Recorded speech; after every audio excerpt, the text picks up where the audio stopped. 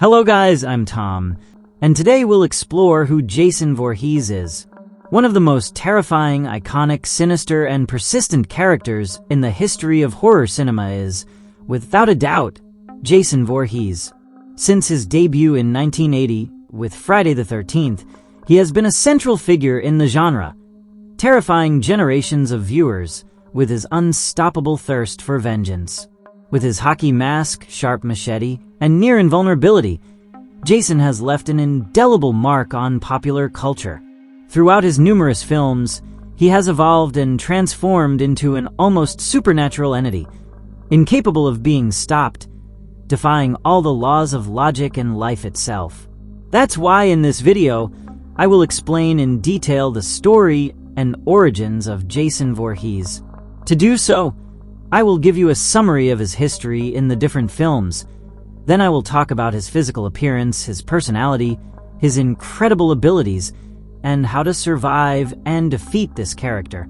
Jason Voorhees was born on June 13, 1946, in the small town of Crystal Lake, New Jersey. Since his birth, Jason had hydrocephalus, a condition that causes fluid to accumulate in the brain, resulting in deformities in his face and skull. Due to his appearance, Jason was seen as a different child, and this made him a constant target of bullying from other kids. His mother, Pamela Voorhees, worked as a cook at Camp Crystal Lake, a summer camp for children and teenagers. Pamela had an extreme devotion to her son, raising him in an overprotective environment and making him entirely dependent on her.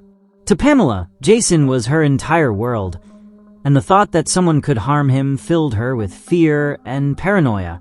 In the summer of 1957, when Jason was 11 years old, the event that would mark his destiny forever occurred. While playing near the lake, a group of children began cruelly bullying him, pushing him, and harassing him with no one intervening. Eventually, the kids took the prank too far, and Jason fell into the water. Unable to swim, and with no one to help him, Jason disappeared into the depths of the lake. The camp counselors, who were supposed to supervise the children, weren't paying attention at that time. According to Pamela's version, these teenagers were drinking alcohol, smoking marijuana, and having sex instead of doing their job. For her, Jason's death was a direct consequence of the negligence of the camp staff. Jason's body was never recovered, which left a great deal of uncertainty about what had really happened that night. Officially, it was assumed that Jason drowned, but as would be revealed later in the series, the fate of the boy wasn't so clear. Devastated by the loss of her son, Pamela Voorhees descended into madness. Her rage and pain turned into a desire for revenge. In the summer of 1958, a year after Jason's supposed death, Pamela returned to the camp with one purpose: to kill those responsible.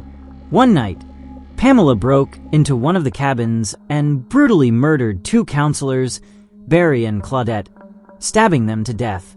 These two young people were part of the group that, according to her, had been negligent the night Jason died. After these murders, Camp Crystal Lake closed its doors indefinitely, earning the infamous nickname Camp Blood. Pamela disappeared after the killings, but her hatred for Crystal Lake and any attempt to reopen the camp persisted for years. She would not allow other children and teenagers to occupy the same place where her son had died. Every time someone tried to reopen Crystal Lake, Pamela did everything in her power to sabotage it, threatening the new owners and causing mysterious accidents. However, the real nightmare at Crystal Lake was just beginning. For many, the tragic past of Camp Crystal Lake was just an old horror story, a tale that locals told to scare outsiders. But for Pamela Voorhees, the death of her son Jason was still an open wound, a pain she could never overcome. For years, she prevented the camp from reopening, sabotaging attempts at restoration, and ensuring that Crystal Lake remained abandoned. However, in 1979, a new group of young people set out to reopen the camp, ignoring the warnings and awakening Pamela's fury. Under the supervision of Steve Christie, a group of enthusiastic young people arrived at Crystal Lake with the intention of renovating the facilities and restoring it to its former glory. The new counselors, unaware of the dark history of the place, saw the camp as a summer opportunity, a way to have fun while working. But Pamela Voorhees saw it differently, a desecration of the place where her son had died. Determined to prevent more children from suffering the same fate as Jason, Pamela unleashed a new wave of murders. One by one, the counselors were brutally eliminated. Annie Phillips, one of the young women hired, never made it to the camp. Pamela picked her up in her truck and, after a brief conversation, murdered her by slitting her throat. Ned, Jack, and Marcy, carefree and unsuspecting of the danger, were killed within the camp. Jack, portrayed by a young Kevin Bacon, was impaled by an arrow from beneath the bed. Brenda Bill and Steve Christie met the same fate, each falling before Pamela's wrath. As the night wore on and the number of victims grew, Alice Hardy, one of the counselors, began to suspect something was wrong.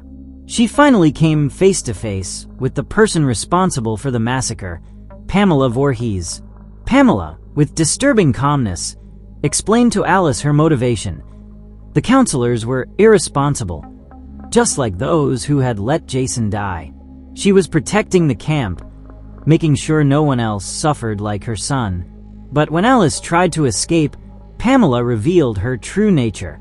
Despite her age, the woman displayed surprising strength and a ruthless, murderous attitude.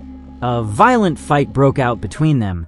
Alice, fighting for her life, tried to flee while Pamela attacked her with relentless determination.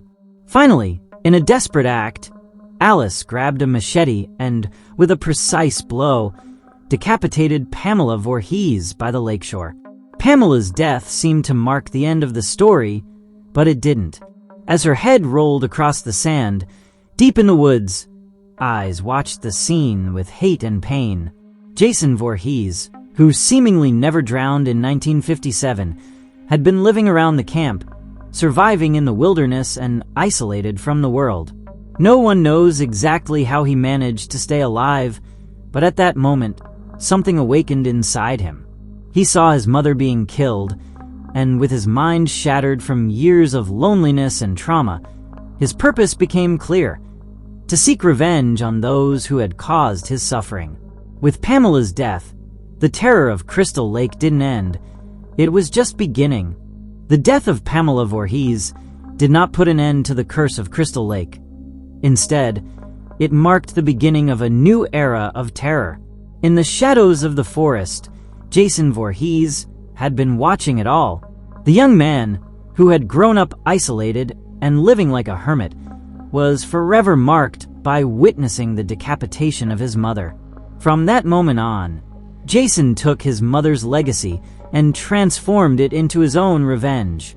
For years, Jason had learned to survive in the wilderness, becoming an almost wild creature. He built a makeshift cabin deep in the forest, made of old wood and scraps of metal. Inside his refuge, he kept relics of his mother, including her severed head, her sweater, and pieces of her clothing, arranged in a kind of macabre altar. Jason was no longer the defenseless child who had been the victim of abuse. Now he was an adult man, strong and brutal, driven by trauma and the desire for vengeance. Only 2 months after the events of Friday the 13th, Jason tracked down Alice Hardy, the young woman who had killed his mother.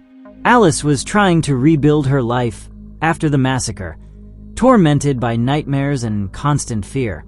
However, Jason had not forgotten. One night, while Alice was at her home, Jason broke into her house and brutally killed her by stabbing an ice pick into her temple. In this way, Jason claimed his first victim as a killer. His revenge was underway, and his fury would not stop there. Despite the tragedy at Crystal Lake, in 1984, a new group of counselors decided to establish a nearby camp called Packanack Lodge. Although it was not in the exact same location as the old camp, the proximity once again awakened Jason's anger. One by one, the young people fell before him. Jason moved stealthily through the woods, stalking his victims and eliminating them in brutal ways. Jeff and Sandra, a carefree couple, were killed together while in bed, impaled by the same machete.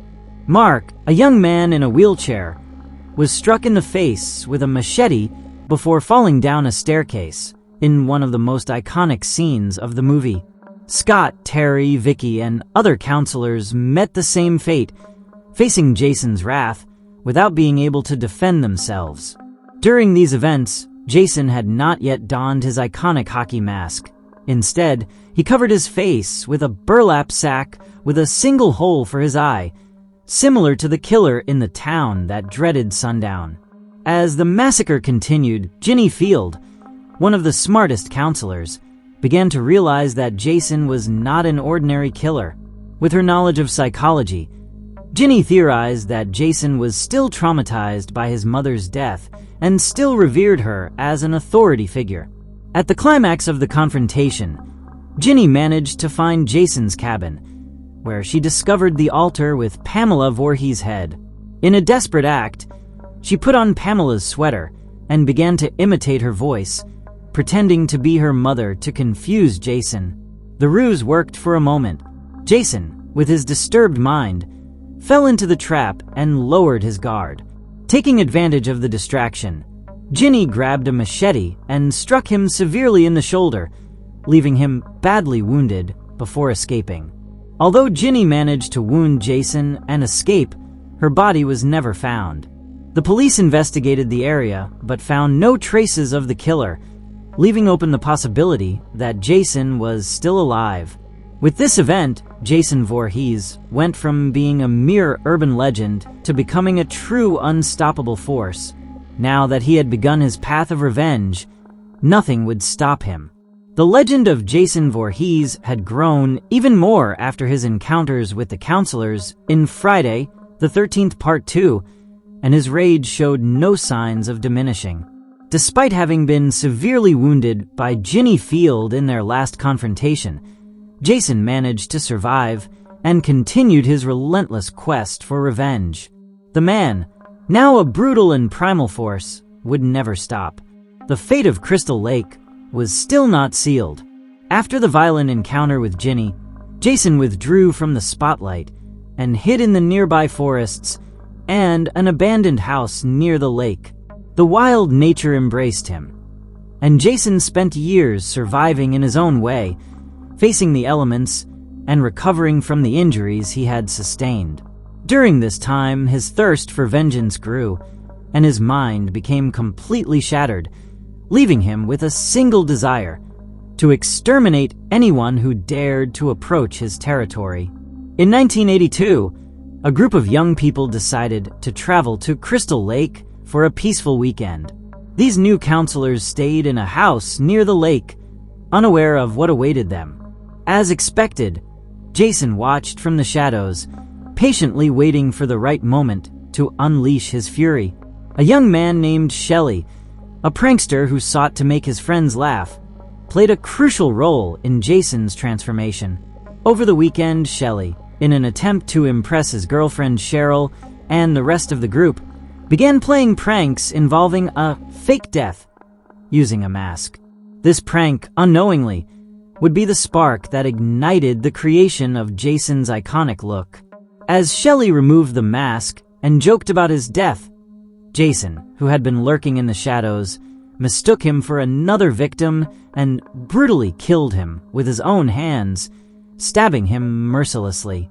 After Shelley's murder, Jason took the hockey mask that Shelley had worn during his pranks and, upon seeing his reflection in a nearby puddle, placed it over his face. The mask fit perfectly, covering the deformities of his face and transforming him completely into a more terrifying being.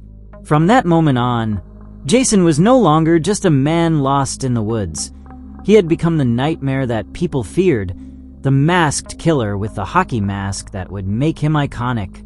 The mask became the symbol of his monstrosity, something that set him apart from any other serial killer. While the group of young people continued to enjoy their weekend at the lake, Jason's massacre did not stop. One by one, the new counselors fell before his brutal assault. Chris Higgins, a young woman who had experienced traumatic events in the past at Crystal Lake, became the last hope for the survivors.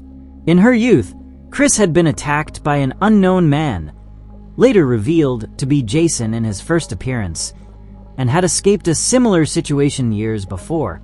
Now, in 1982, Chris found herself once again face to face with Jason, confronting the monster that had terrorized her life in the past. The confrontation between Chris and Jason was brutal. Using her cunning and determination, Chris managed to gravely injure Jason, delivering an axe blow to his head, leaving him stunned and finally on the ground.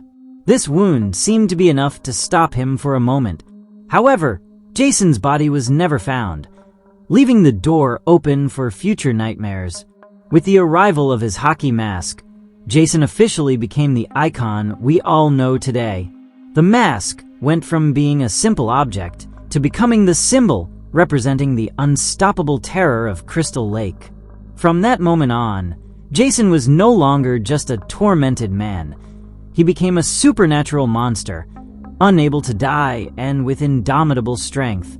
Although Chris Higgins managed to escape, the seeds of the Jason Voorhees legend had already been planted, and Crystal Lake would never again be a safe place.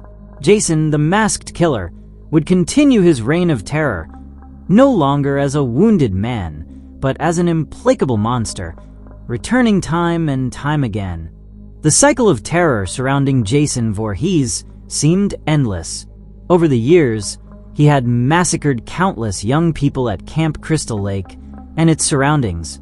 However, after the events of Friday the 13th Part 3, it seemed that his reign of terror had come to an end. Jason, severely injured by Chris Higgins, had been left for dead, his body abandoned, seemingly lifeless, in the woods of Crystal Lake. But death was never enough to stop him. Despite receiving a fatal blow to his head, Jason did not die. In a macabre twist of fate, his body was taken to the morgue. In the cold of the morgue, under the sterile lights, Jason resurrected, awakening from his apparent death as if nothing could destroy him. In true horror fashion, his resurrection was violent. The body that had been treated by the coroners woke up with a furious thirst for revenge. After escaping the morgue, Jason returned to Crystal Lake, his home and place of massacres. He was no longer the injured and traumatized man from his earlier days. Now he was a death machine, an inhuman figure lurking in the shadows of his home. In 1984, a new group of young people headed to a house near the lake to enjoy a weekend of fun and peace, unaware that they were entering the territory of death. As was customary, Jason began to stalk them one by one, eliminating them with his brutal and bloody violence. The young Trish Jarvis and her younger brother Tommy became part of this new horror as Jason began to massacre all the young people who crossed his path. Using his immense strength, Jason killed teenagers with machetes, knives, and blunt objects, with no compassion or mercy. The house where the kids were staying turned into a slaughterhouse, where Jason seized every opportunity to finish off his victims. Each murder was more brutal than the last, and the atmosphere grew even more oppressive as the unstoppable death march continued. However, not all of the teenagers were easy prey for Jason. Tommy Jarvis, Trish's younger brother, had been a particularly clever boy with a highly analytical mind. He had observed Jason's behavior and tactics during previous encounters. In a twist of events, Tommy became the only one capable of directly confronting the beast. In the climax of the film, Tommy faces Jason head-on in a desperate fight for survival. Fearlessly and filled with adrenaline, Tommy repeatedly strikes Jason with a machete, furiously hitting the creature's body. After several confrontations, Tommy delivers a fatal blow to Jason's head, causing him to finally fall to the ground. Jason's death was definitive. After receiving the fatal blow, Jason collapsed lifeless, finally defeated by a machete to the head. This act of bravery and courage by Tommy Jarvis marked the end of Jason's killing spree at Crystal Lake. When the police arrived, they confirmed Jason's death, and his body was officially declared dead. After years of chaos and killing, Jason Voorhees seemed to have met his ultimate end. Although Jason was officially declared dead and his reign of terror seemed to have come to an end, the horrors of Crystal Lake could not be closed so easily. Jason Voorhees had been defeated by Tommy Jarvis, but Jason's fate was sealed only momentarily. If one thing had been made clear over the years, it was that Jason was not willing to be forgotten, and evil never truly disappears. Even though his death appeared to be final, subsequent events would prove that in the Friday the 13th universe, terror never truly ends. Jason, the figure who had become the face of evil at Crystal Lake, would return once more. Although the massacre of Jason Voorhees seemed to have come to an end in Friday the 13th, the final chapter, his dark legacy, remained alive, dragging many into the abyss of terror. After Jason's apparent death, the evil of Crystal Lake continued to spread, and in Friday the 13th Part 5, A New Beginning, it is shown that Jason's legacy never truly dies. This film marks a new chapter of horror in the saga, where terror is reinvented through a figure that attempts to emulate the original monster. After being the hero who defeated Jason, Tommy Jarvis could not escape the emotional and psychological consequences of his experiences. The violence, the massacres, and especially the final battle with Jason left an indelible mark on his mind. Tommy, now traumatized, was admitted to a psychiatric hospital. The young boy who had once faced the beast head-on now found himself trapped in his own inner demons, unable to escape the visions of Jason and the horror he had lived through. Within the hospital, Tommy appeared to be in constant struggle with his mental health. The memories of Jason, his constant nightmares, and the fear that evil might return haunted him relentlessly. Despite his attempts to heal, the trauma remained a destructive force in his life, and Tommy found himself on the verge of madness. His fear and obsession with Jason led him to a state where he could no longer distinguish reality from his delusions. While Tommy struggled with his insanity, evil returned to Crystal Lake in an unexpected way. A new killer began to stalk a group of young people in a house near the lake. However, this new villain was none other than Roy Burns, a seemingly ordinary man who, like Jason, was motivated by the desire for vengeance. Roy Burns was not actually a member of Jason's family, nor did he have any direct connection to him. But his revenge was based on the desire for justice for the death of his own son, who had been killed during one of the previous events. With a blind drive for vengeance, Roy began to imitate Jason Voorhees, adopting his style of massacre with knives, axes, and other weapons, and wearing a hockey mask similar to Jason's. Throughout the film, Roy kills several characters, following the same pattern of massacres that Jason had left behind, and his ability to blend in made him a terrifying shadow that stalked his victims before brutally and mercilessly eliminating them. Roy Burns' imitation of Jason not only fueled the confusion, but also made Jason's legacy resurface in a twisted way. As the film progresses, the young people try to survive the killer, but in the end, Roy Burns is revealed to be the true culprit. The killer, who had been terrorizing everyone, is unmasked when Roy's true identity is discovered. His motivation is based on the revenge for his son's death, but despite his efforts to emulate Jason, he was never as unstoppable or as sinister as the real killer. With Roy dead and the chaos finally ceasing, it seems that the threat has been defeated. However, the end of Friday, the 13th Part 5, A New Beginning, leaves an unsettling suggestion that would mark the future of the saga. In the final twist, Tommy Jarvis, who has been released from the psychiatric hospital, seems to be starting to lose his mind.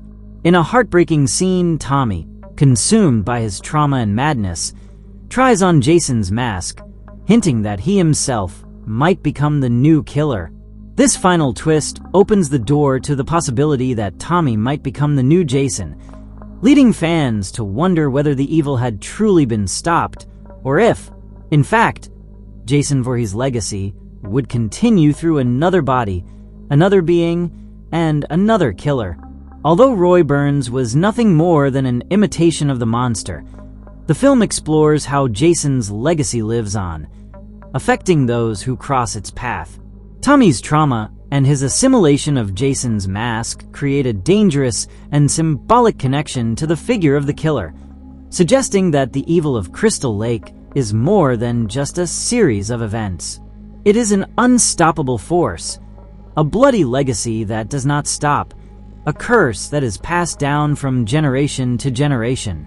Jason may have died, but as this chapter makes clear, his influence and horror continue to persist in the hearts and minds of those who faced him, like a wound that never heals. After facing and supposedly defeating Jason Voorhees, Tommy Jarvis cannot escape the nightmare left behind by the killer. However, his attempt to bring a definitive end to Jason's story sets off an event that will trigger a new chapter in the grim saga of Crystal Lake Camp. In Friday the 13th Part 6, Jason Lives, Jason's resurrection not only brings terror back to Crystal Lake, but also forces Tommy to confront the reality that evil never stops. After the events of Friday the 13th Part 5, A New Beginning, Tommy Jarvis is still haunted by his traumas. Despite having survived Jason in the past, he can't stop thinking that the evil of Crystal Lake is still alive. Convinced that the only way to permanently end the threat is by destroying Jason's corpse, Tommy digs up the body of his old enemy. In an attempt to ensure that Jason is truly dead, the young man exhumes him to finally put an end to it. However, what seemed like an act of closure turns into a fatality, as in a macabre twist of fate, a lightning bolt strikes Jason's corpse while Tommy is examining it. This supernatural event not only brings Jason back to life, but transforms him into something even more terrifying and powerful. What was once a deformed and mortal man is now an undead creature, invulnerable and even more unstoppable than before. With his body now completely stripped of human fragility, Jason has become an unstoppable entity. The lightning not only brings him back to life, but seems to have altered his nature, giving him a supernatural resilience that makes him an indestructible monster. There is no longer any doubt that Jason has transcended his humanity. He is now a force of nature, and the terror he unleashes around him is even more extreme. Jason, now a living dead, ventures back into the forest near Crystal Lake, where he begins to stalk and kill the unsuspecting people who cross his path. With his return, a new wave of brutal murders begins at Crystal Lake, and the legend of Jason Voorhees is renewed in the worst way possible. As Jason returns to the lake to resume his massacre, Tommy Jarvis can't stay idle. Despite witnessing the impossibility of destroying him, Tommy is determined to stop him once and for all. As Jason's murders accumulate and more victims fall under his knife, Tommy devises a plan to outsmart Jason and finally lock him up again. Tommy has the bold idea of luring Jason back to the lake. In a risky strategy, he uses his knowledge of the killer's psychology to manipulate him. As if setting a trap, Tommy knows that the water of the lake holds significant meaning for Jason, and in a battle of wits, he tricks Jason into returning to the waters where his story began. In a tense and action-packed scene, Tommy and a group of survivors manage to chain Jason to the bottom of the lake, a place where the killer had been known to have sunk in the past. The trap works, and Jason is trapped underwater, where he remains immobilized and seemingly defeated. However, the sense of closure doesn't last long. Although this seems to be the end of Jason, the final image shows an ominous vision of the lake waters, hinting that Jason, being a supernatural force, will always return. This ending leaves the door open for more sequels, making it clear that even though Jason has been locked up again, evil never truly dies. Jason's resurrection ushers in a new era of terror. He is no longer the man he once was, but an entity that transcends death. This chapter of the saga makes it clear that, despite attempts to stop him, the evil of Crystal Lake is still very much alive. Jason's curse has no end, and his return marks the beginning of another wave of horror at the camp that will never forget his legacy. The saga of Jason Voorhees continues with a terrifying escalation that takes the Crystal Lake killer to new heights of brutality and an apparently definitive fate. In Friday the 13th Part 7, The New Blood, and Friday the 13th Part 8, Jason Takes Manhattan, Jason's return is facilitated by a supernatural force, and after a series of massacres, the killer begins to venture into new horizons, eventually arriving in the bustling city of New York. Through these chapters, the fearsome Jason faces new kinds of threats, but his insatiable hunger for death continues. In Friday the 13th Part 7, The New Blood, Jason remains trapped at the bottom of Crystal Lake, where he is forgotten, until an unexpected supernatural force brings him back. Tina Shepard, a young woman with telekinetic powers who had been struggling with the trauma of her father's death years earlier, is responsible for unintentionally freeing Jason. During an emotional session at the lake, her uncontrollable power unearths Jason's body, bringing him back to life and unleashing a new wave of terror. However, unlike his previous resurrections, this time Jason seems even more powerful and dangerous, as he now faces an adversary with abilities that could match his strength. After his resurgence, Jason begins to sow chaos once again, killing anyone who crosses his path. Tina, realizing that her power is directly linked to the release of the killer, decides to confront him in one final attempt to stop him. In a telekinetic battle between her and Jason, Tina uses her powers to sink him back into the lake, closing what seemed like an endless cycle of massacres. However, the sense of closure is fleeting, as it is implied that the evil force inhabiting Jason cannot be eliminated so easily. Jason's return is temporary, as he encounters a new form of death and resurrection. In Friday the 13th Part 8, Jason Takes Manhattan, Jason is resurrected once again, but this time through a strange event. A lightning bolt revives him from his grave and transports him onto a boat heading to New York. This new plot takes Jason out of the boundaries of Crystal Lake and into unknown territory. On the boat, Jason begins a massacre on board, killing the passengers mercilessly as he makes his way toward his final destination in Manhattan. When he finally reaches Manhattan, the terrifying killer begins to sow panic in the streets of the city. Jason roams the streets of New York, hunting down survivors of the massacre on the boat, while continuing his path of destruction. As he moves through the chaotic corners of the city, victims fall one by one under his knife, and the tension increases as Jason is seen as an unstoppable monster who shows no signs of stopping. The city, usually full of life, turns into a battlefield as Jason embarks on his final campaign of terror. The final confrontation takes place in the sewers of Manhattan, an underground maze that represents the last refuge for the survivors. It is here where Jason ultimately faces a fate that seems to be the definitive end. During a series of events, toxic waste is poured over him, and the impact of this corrosive substance seems to destroy him completely. The vision of Jason being hit by these radioactive wastes appears to seal his fate, and the movie ends with the sense that, finally, the Crystal Lake killer has met his end. Although Jason is seemingly defeated and destroyed, his story is never completely sealed.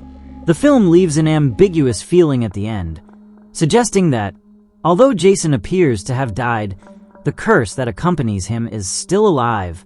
As in previous chapters, the evil of Crystal Lake seems far from disappearing completely, and although this version of his story culminates in an apparent death, Jason's legacy is what persists, leaving the possibility open for terror to continue in future installments.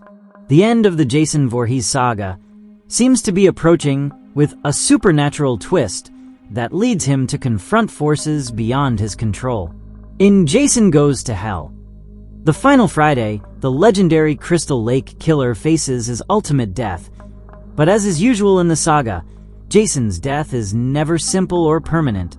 The story takes a step into the supernatural and reveals a hidden truth about the nature of his power, challenging the rules that had governed his previous resurrections. The chapter begins with an FBI ambush specifically designed to eliminate the threat that Jason Voorhees represents. After years of massacres and terror, the FBI decides to act and implements a plan to capture the killer. In a high-risk operation, the agents manage to trap him and ultimately destroy him in an impressive manner, blowing him up and leaving him in pieces. It's a victory that seems to mark the end of the monster that has terrorized so many generations. But the destruction of his physical body is not enough to completely eradicate his existence. What the FBI doesn't know is that Jason's death is not the end. His evil spirit survives and finds a way to continue his ruthless killing spree by possessing human bodies. Jason, although seemingly dead, retains his malevolent essence and seeks new hosts in which he can hide. Through possessions, his spirit continues to stalk, killing anyone who crosses his path while searching for his complete resurrection. This revelation introduces a new dynamic, as Jason is no longer just a man or a physical monster, but now his evil transcends his body, turning him into an entity that pursues immortality. As the story unfolds, a dark secret about the nature of Jason's resurrections is revealed. It is discovered that Jason can only fully resurrect if he manages to possess a descendant of his own blood. This marks an important twist, as it implies that the key to his resurrection lies not only in his body, but in his family ties. His sister, who had not been given much importance in previous chapters, becomes a crucial character in this story. She is the piece Jason needs to complete his return to life. Jason, in his desire to possess his descendant, kidnaps his sister and sets his plan in motion to fully resurrect. In the final confrontation, Jason's sister and a group of characters fight to stop his rise. The movie's climax unfolds in a moment of suspense and violence, as the heroes try to prevent Jason from regaining his human form and completing his resurrection. The tension peaks when a mystical dagger is revealed that has the power to destroy Jason once and for all. In an unexpected twist, Jason's sister manages to seize the mystical dagger and use it to stab Jason in the heart. This dagger has the ancient power to seal his fate, and the moment it pierces him, Jason is dragged to hell. His death is definitive and symbolic, as he finally seems to have found his place in the depths of the abyss, far from the land that saw him born. Despite the supernatural nature of his resurrection, Jason is finally stopped completely, not by brute force, but by a mystical act that seems to put an end to his legacy of terror. Although Jason Goes to Hell presents itself as Jason's final death, the ending is ambiguous and leaves the door open for a possible resurrection in future installments. In the final moments of the film, a mysterious being approaches Jason's corpse and touches it, possessing his mask, suggesting that Jason's evil will never completely disappear. Even though the saga seems to have closed its cycle with this chapter, Jason Voorhees' legacy still lingers, leaving the possibility that his spirit will continue to haunt. The Friday the 13th saga takes an unexpected turn with Jason X, transporting the fearsome killer to a distant future where his ability to return from death faces new and terrifying circumstances. In this movie, science fiction blends with horror, as Jason is sent to a dystopian future, where he encounters advanced technology that not only keeps him alive, but transforms him into an even more lethal version of himself. This chapter of the saga introduces a new facet of Jason, turning him into an enhanced monster who faces threats beyond Earth. The story begins in 2008, when Jason is finally captured by the government after years of massacres. Instead of being executed, the government decides to preserve him, seemingly for research purposes, to study his incredible resilience and supernatural abilities. However, Jason's ruthless nature cannot be contained, and in 2010, the killer manages to escape confinement, causing a new wave of terror. After a violent confrontation, both he and a scientist, Dr. Rowena, are cryogenically frozen and sent to a distant future, hoping that the passage of time will neutralize his threat. We fast forward to the year 2455, a future where Earth has been abandoned due to environmental decay and destruction. By this time, the planet is no longer habitable, and humanity has spread out into space colonies. When Jason and Dr. Rowena are thawed out, the world they awaken in is completely foreign to theirs. The futuristic environment is filled with technological advancements, but Jason's threat remains just as deadly as before, despite the years that have passed. In this future, humans are unaware of who Jason is, but they soon discover him in the most tragic way possible. Once thawed, Jason is an even greater threat due to the scientific advances of the future. The scientists of this new era, fascinated by Jason's resilience and invulnerability, decide to experiment with nanotechnology to enhance him and make him even more terrifying. This results in the creation of a new version of Jason, known as Uber Jason. This cybernetic version of Jason has metallic scarring that makes him virtually invulnerable to physical attacks. His new appearance is grotesque and enhanced with nanotechnology that not only gives him a cybernetic look, but also boosts his strength and endurance to levels unreachable by any human. Now, with a metallic mask that fuses his face and body, Uber Jason is even more terrifying and, as expected, begins his slaughter in the future. His renewed strength and resilience turn him into a force of destruction that cannot be stopped by the conventional weapons of the future. The science that created him now has no control over him, and Jason becomes an unstoppable killing machine. Jason, now stronger than ever, faces a group of survivors aboard a spaceship. The crew, desperate to escape his threat, is forced to launch Jason into outer space in an attempt to end his massacre. The movie takes the story into the vacuum of space, where a scene shows Jason descending into the atmosphere of a distant planet and seemingly disappearing into the depths of the cosmos. Although Jason's destruction is suggested, as has happened in previous occasions, his end in space is ambiguous. The final scene of the film leaves open the possibility that Jason survived once again, despite being in an entirely alien environment, reaffirming the myth that Jason can never truly die. The nature of his existence, his ability to revive, and his eternal homicidal drive seem to have no end, even in a distant future. One of the most anticipated showdowns in the history of horror cinema takes place in Freddy vs. Jason, where two of the genre's greatest icons face off in a brutal battle that tests their abilities and endurance. This chapter marks the return of both characters, but with a new dynamic, as while Jason and Freddy are terrifying forces on their own, their motives and powers clash in a fascinating way. The movie not only pits these titans against each other, but also delves into their origins and how they intertwine in this epic confrontation. The film begins with Freddy Krueger, the terrifying dream killer, trapped in hell after the events of the previous A Nightmare on Elm Street films. However, Freddy realizes that his power over the inhabitants of Elm Street has waned because no one is afraid of him anymore. In his desperation to regain his power, Freddy manipulates Jason Voorhees, the unstoppable killer from Crystal Lake, resurrecting him and using him as a tool of terror to scare the teenagers of Elm Street, thus making them fear him once more. Freddy, using his influence over dreams, has Jason replace his nightmares with visions of murders in Crystal Lake.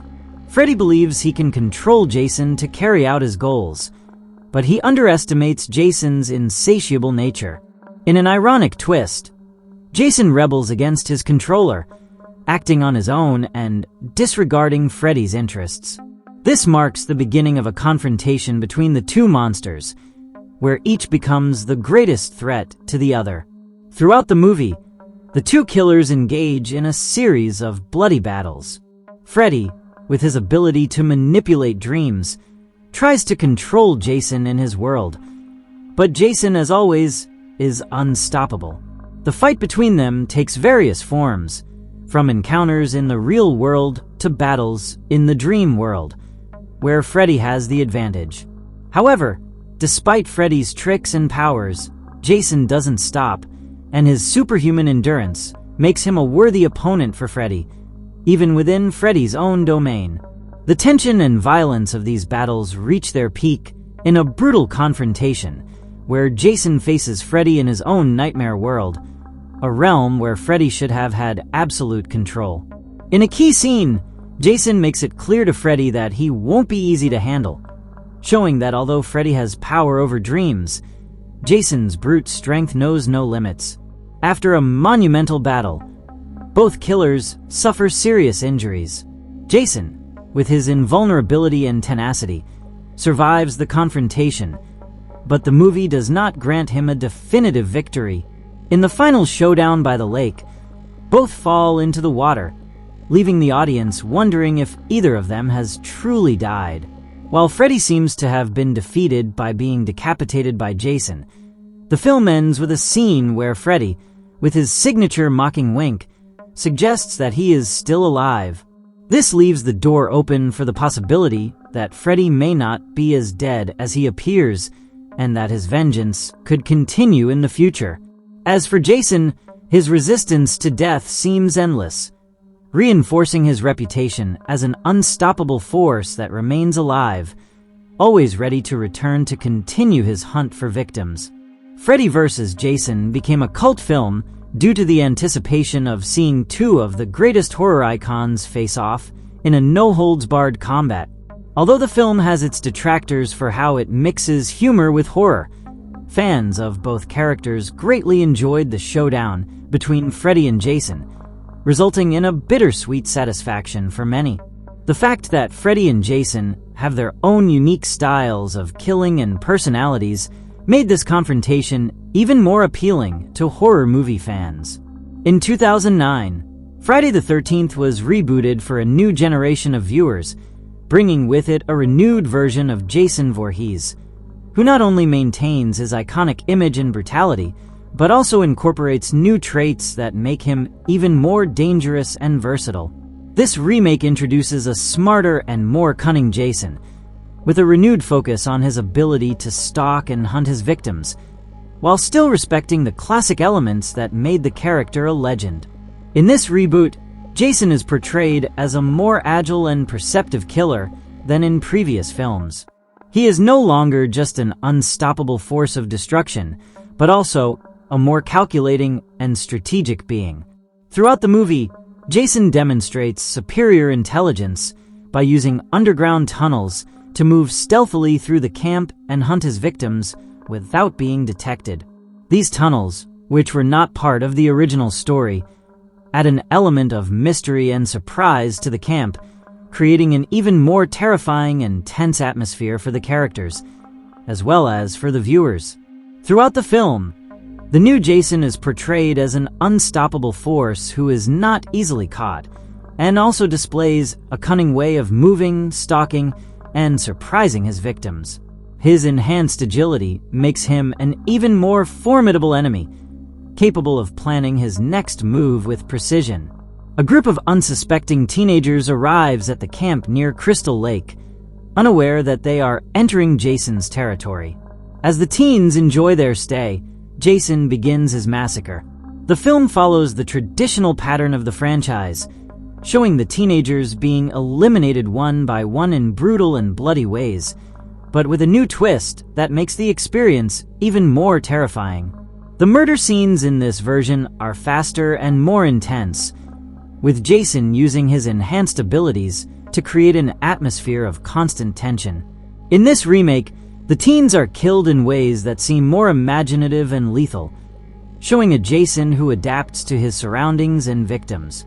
However, what makes this movie stand out is the way Jason interacts with his environment, using his intelligence and skill to avoid detection, creating a sense of constant fear. In the climax of the movie, a group of characters faces Jason in a desperate battle for survival. During this confrontation, Jason is momentarily defeated by one of the characters, but in a classic twist of the saga, it is unclear if his death is permanent. This keeps the legend of Jason and his immortality alive, leaving the door open for future confrontations. Although seemingly defeated, the movie ends with a trademark touch of the franchise. Jason survives the final confrontation, giving the sense that no matter how many attempts are made to destroy him, he will always find a way to return. This ambiguous ending is typical of Jason's stories, confirming his legendary status and maintaining interest in the saga. This Friday the 13th reboot was met with mixed reactions from fans, but it stood out for giving a modern touch to the original story while preserving the essential elements that made Jason a horror movie icon. The introduction of a faster and smarter Jason brought a new dimension to the character, making him even more terrifying. Additionally, the use of underground tunnels to move through the camp gave him an air of strategy and control over his domain. And now that we've covered his story in depth, I want to talk about the physical appearance of Jason Voorhees, what we know about his personality and behavior, and I'll explain his incredible abilities and how to survive and defeat this vengeful entity. Jason Voorhees begins his story as a child with hydrocephalus and facial deformities in the first film, Friday the 13th, although he is not the main character in that movie. In the flashbacks, his face is grotesque and altered, and he is the figure that his mother, Pamela, seeks to avenge. In Friday the 13th Part 2, Jason appears as an adult, wearing a burlap sack with a hole in the head as a mask. His face is severely disfigured, with scars and deformities. In Part 3, he finally adopts the iconic hockey mask after killing Shelley. In this film, his body is large and muscular, but his face remains grotesque and frightening, with decaying skin and scars. In Friday the 13th Part 4, the final chapter, Jason is presented as even more imposing, with a robust physique and a hockey mask that looks dirtier and more worn. His face continues to be a mix of rotten and disfigured flesh. However, in Part 5, A New Beginning, although Jason is not the true killer, when he appears as him at the end of the film, he retains his appearance as a large, muscular man with the hockey mask, which begins to show signs of wear. In Part 6, Jason Lives, Jason is resurrected as an undead being, and his body now has a grayish tone due to necrosis. The hockey mask remains, but his face is even more decomposed and cadaverous, reflecting his new nature as a living dead. In Part 7, The New Blood, Jason is even more monstrous, with a decaying body, sagging flesh, and exposed bones. The mask is dirtier and more worn, but retains its characteristic shape. In Part 8, Jason Takes Manhattan, Jason shows signs of burn damage and mutilation due to the years, with the hockey mask more deteriorated. In one of the most iconic scenes, his face is shown completely disfigured, giving him an even more terrifying appearance. In Jason Goes to Hell, Jason is disintegrated, and his body becomes an amorphous mass by the FBI, but his soul can possess other bodies. When he returns to his physical form, he still shows his decomposed body and his hockey mask in a much more damaged state. In Jason X, Jason is cybernetically enhanced and becomes a stronger and more resilient version of himself, known as Uber Jason. In this form, his body is reinforced with nanotechnology, making his hockey mask more metallic and his physique more robust. His face remains grotesque, but now he has body parts replaced by technology, giving him a more alien and mechanical touch. In Freddy vs. Jason, Jason continues with a muscular physique, and his face still shows decomposition, with deteriorated skin and red eyes. The hockey mask is dirtier and more worn, but remains a fundamental part of his identity. Finally, in the Friday the 13th remake, Jason is depicted as more agile and human compared to previous versions. Although his face is still disfigured and the hockey mask remains, his physique becomes more visible, showing his pale, decayed skin, but he appears more human and cunning compared to his previous appearances. Throughout all the films, Jason's appearance has been a blend of physical horror and unstoppable strength.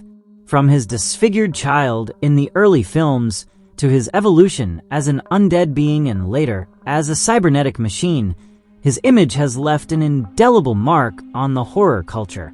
The personality and behavior of Jason Voorhees have been key to his evolution as one of the most iconic villains in horror cinema. Although he is often described as an unstoppable figure, his personality is not as complex as that of other antagonists, but his behavior has its nuances throughout the films. In his early appearances, Jason is portrayed as a vengeful and primitive figure. In Friday the 13th, his mother, Pamela, is the one who carries out the murders at Crystal Lake, seeking to avenge the death of her son, who supposedly drowned due to the negligence of the camp counselors. However, starting with Friday the 13th Part 2, when Jason begins to kill on his own, his behavior reflects an instinctive and primitive mindset. He does not speak, does not show complex emotions, and seems to act on impulse, seeking revenge on those who come near the camp, and in many cases, killing without a clear motivation beyond aggression. Jason shows an incredible lack of empathy and violent impulsiveness. In Part 2, his behavior is entirely instinctive. He kills everyone without remorse and continues on his way without stopping. This behavior is consistent throughout all the films, and it seems that he has no purpose beyond killing those who cross his path. His main goal is often to eliminate the campers or anyone who enters his territory, and he does so in a brutal and merciless way, without any kind of mental torture or psychological game. Despite being an almost mythical figure of terror, Jason also shows a surprising level of stubbornness and perseverance. In several films, even when it seems he is about to die or be destroyed, he always finds a way to regenerate or return to life. This makes him a character beyond human, which makes him even more terrifying. In Friday the 13th Part 6, for example, Jason is resurrected as an undead being, reinforcing the idea that his persistence and strength are unbreakable, without the need for any logical reasoning behind his actions. He is a killer who moves with unstoppable determination, as if his only function in life were to kill. In Friday the 13th Part 7, the character becomes more monstrous, not only physically but also in terms of behavior. Jason is no longer just a man of action. He is an unstoppable beast, and his nature seems more akin to that of a monster than a human, with few traces of his original humanity. In this sense, Jason's behavior becomes more animalistic and less reasoned, driven by his survival instincts and his desire to eliminate any threat in his path. However, in some entries, such as Jason Goes to Hell and Jason X, his behavior takes a different turn. As in Jason Goes to Hell, Jason becomes a possessing entity, which means his behavior is not only limited to physical violence, but also extends to controlling other bodies. This adds a level of intelligence and cunning to his personality, although he is still driven by his desire to kill. As for his relationship with others, Jason has no emotional bonds. In Friday the 13th Part 2, it is suggested that his mothering was a motivating factor for his violent behavior. But even when Pamela Voorhees is killed, Jason continues to act without any kind of comfort or regret. In some films, such as Freddy vs. Jason, his motivation seems to be influenced by his connection with Freddy Krueger, but it is nothing more than a confrontation with another monster, highlighting his lack of humanity and his almost mechanical behavior. Throughout all the films, Jason also demonstrates a kind of calculated aggression. Although there is no strategic mentality behind his killings, his behavior is logical enough to stay in his territory, attack those who violate his space, and often use his environment to his advantage. He often sets traps to catch his victims and seems to instinctively know his surroundings, giving him an advantage over his prey. Jason Voorhees is one of the most feared villains in horror cinema, and much of his terror lies in his superhuman abilities, which make him an almost invincible threat. Throughout the films, these abilities have evolved, but his capacity to hunt, survive, and kill remains constant. One of Jason's most notable abilities is his superhuman strength. Since the early films, he has demonstrated an incredible ability to lift heavy objects, break doors and windows with ease, and overpower his victims with overwhelming physical strength. He can often perform feats that are completely inhuman, such as throwing his victims against walls or tearing their heads off with a single blow. This strength also allows him to engage in brute force battles with other characters, as in Freddy vs. Jason, where he faces Freddy Krueger in a physical battle like no other. Jason also possesses extraordinary endurance. Throughout the series, it is clear that Jason has a regenerative capacity or superhuman resistance to damage. In Part 6, Jason Lives, it is revealed that Jason has been resurrected as an undead being, granting him the ability to withstand fatal wounds. His body can be destroyed, but he always finds a way to return, making him almost immortal. Even when dismembered, burned, or severely wounded, he always gets back up and continues chasing his victims. This level of endurance also allows him to survive in extreme conditions, as seen in Jason X, where his body is enhanced with advanced technology to make him even more resistant. Jason's agility is also surprising, considering his size and imposing nature. Although his movements are not as fast as those of other, more agile villains, Jason has an incredible ability to move quickly and precisely when it comes to stalking his victims. He is often shown to be capable of moving silently through forests and dark areas without being detected, giving him an advantage when it comes to ambushing his prey. Even when running or walking slowly, his unstoppable determination makes his speed not limited in many cases. In addition, Jason has a high pain tolerance. Throughout the films, it is evident that he can endure an enormous amount of physical damage and keep going without flinching.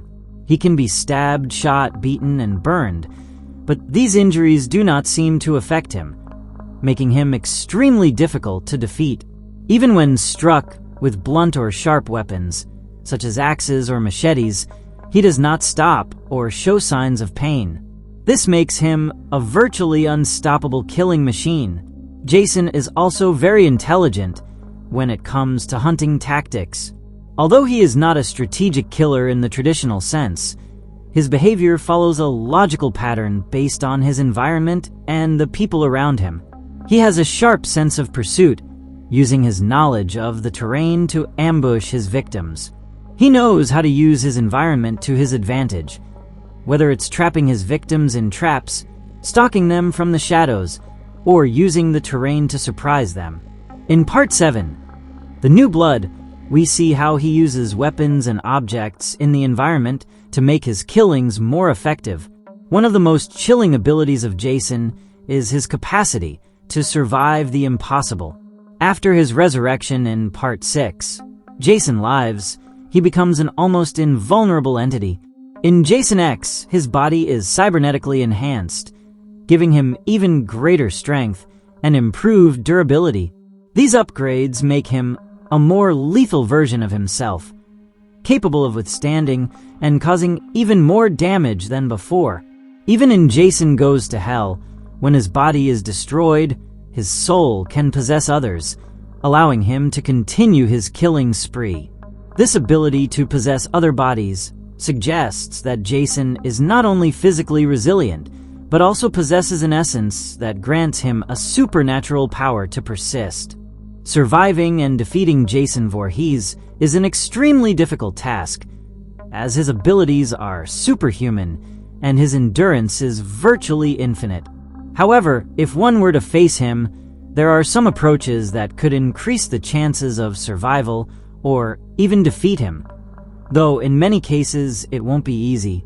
One of the most effective ways to stop him is by destroying his head or brain. Throughout the films, this has been shown to be his weak point. A fatal blow to the head, such as a direct machete strike or shooting his brain, could be one of the best ways to incapacitate him temporarily. Although, as we saw in Jason X and Jason Goes to Hell, it is not always definitive. Fire is also one of the few things that seems to be effective against Jason. In Part 7, The New Blood, we see that a fire affects him significantly, and in Jason Goes to Hell, when his body is burned, he seems to have difficulty regenerating quickly. Using gasoline and setting him on fire with intense flames could be one of the best ways to get rid of him, at least temporarily, to buy time to escape or find a definitive way to kill him. Another key strategy would be to stay on the move and avoid direct confrontations. Jason is incredibly strong and resilient, so attempting to face him directly usually results in certain death. The best survival strategy would be to keep moving, preventing him from catching you. Using your agility and the resources in the environment to your advantage can be crucial to buying time. However, if a confrontation is unavoidable, the best approach is to find weapons that allow you to attack from a distance, such as firearms or arrows, to avoid hand-to-hand combat. Destroying his body in pieces is another tactic that could slow down his resurrection. In several films, Jason has been cut or mutilated, and while this doesn't kill him permanently, it may cause him to recover more slowly.